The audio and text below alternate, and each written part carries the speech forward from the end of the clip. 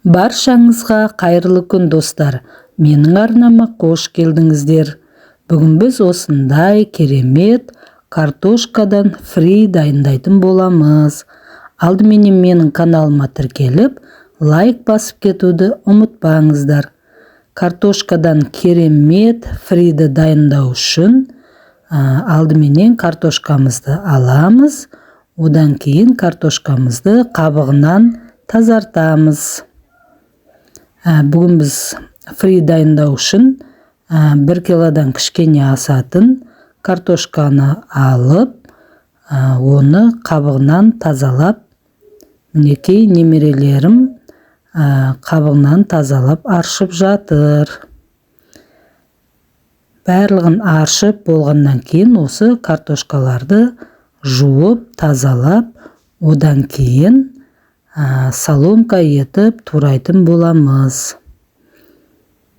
Демалыс күндері осылай немерелеріміз үйге келген кезде өзінің достарымен бірге барлығы фри дайындағысы келіп өтініш жасады. Одан кейін балаларымызға осы фри тамағын өздері дайындап ішуге мүмкіндік беріп жатырмыз. Олардың да өздері үйреніп, жасай алғаны өте жақсы. Мінекей картошкаларды қабығынан аршып болғаннан кейін салқын суға осылай тазалап аламыз, бірнеше рет жуып. Мына арнайы көкөніс кесетін аппаратпенен соломка етіп картошкамызды турап жатыр немерелер. Бір шетінен тақтайға өздері кесіп соломка етіп турады.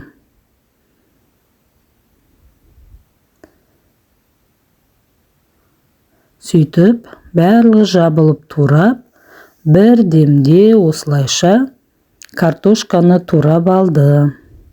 Мінекей біздің картошкамызда, туралған картошкамызда дайын болып қалды.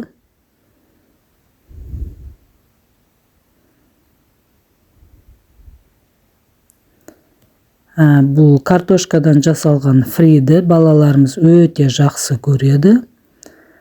Әсіресе кетчуппен батырып жегенді ұнатады.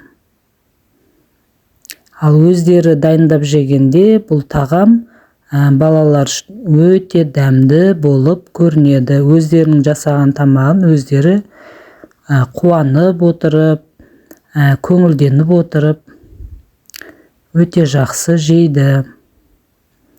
Мінекей барлығын турап болғаннан кейін картошканы осылайша таза матаны дастарханға төсеп, оның үстіне жаңағы туралған картошкаларды осылай қойып шығамыз. Барлығы жабылып отырып, тез-тез таза матаның үстіне картошкаларды осылайша тізіп қойып шықты. Осылайша қойып шыққаннан кейін үстінен тағы да таза сүлгіні қойып, картошканың суын сорғытып аламыз. Осылай сорғытып алады. Кішкене алақанменен үстінен басып, картошканың суын сорғызып аламыз. Кейін картошкамызды майға қуырған кезде суының жоқ болғаны жақсы. Әйтпесе білесіздер, су көп болса бұжылдап, майы шашырап, қолымызды күйдіріп алуымыз мүмкін. Осылай жақсылап суының бәрін сорғытып аламыз. Одан кейін картошкаларды жинап, бір ыдысқа саламыз. Мінекей бір ыдысқа салдық, картошкаларымызды жинадық.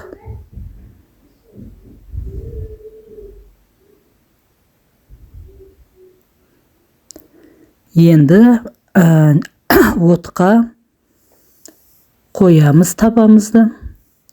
Табамыз қызғаннан кейін майымызды құямыз.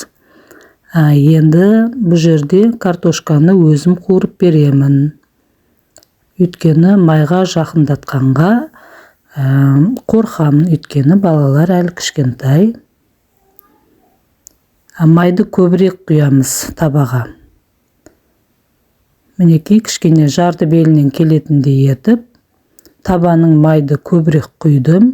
Сосын картошканы аз-аздан салып отырып, қуырып аламыз. Бауырсақты аз-аздан салып, пісіріп аламыз ғой майға. Сол сияқты, тура сол сияқты картошканы аздан салып, осылайша қып-қызыл болғанша жақсылап қуырып аламыз.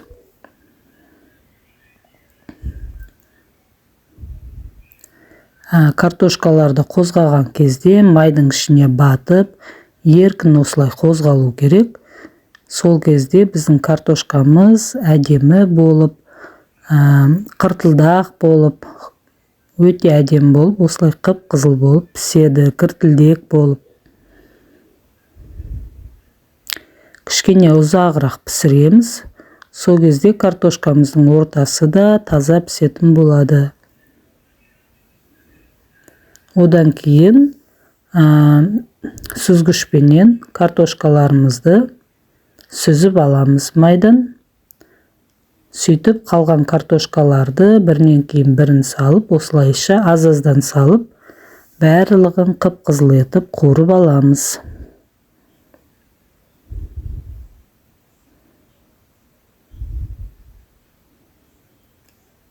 Мінекей келесі картошкаларды салып, біртіндеп қуырып жатырмыз. Одан кейін тарелканың үстіне ақ салфеткаларды төсеп, сосын қуырылған картоптарымызға кішкене тұз қосып, араластырып аламыз. Сосын майын кішкене сорғызып аламыз. Одан кейін ыдысымызға саламыз. Фри тамағымызды, оны кетчуппен батырып жесеңіздер, осындай өте керемет болады. Мінекей арасын үзіп көрсетіп жатыр. Таза піскен, өте керемет болып піскен. Бүгінгі біздің жасаған фри тамағымызды көріп, тамашалағандарыңыз үшін үлкен рахмет. Лайк басып тіркеліп кетуді ұмытпаңыздар. Сау болыңыздар.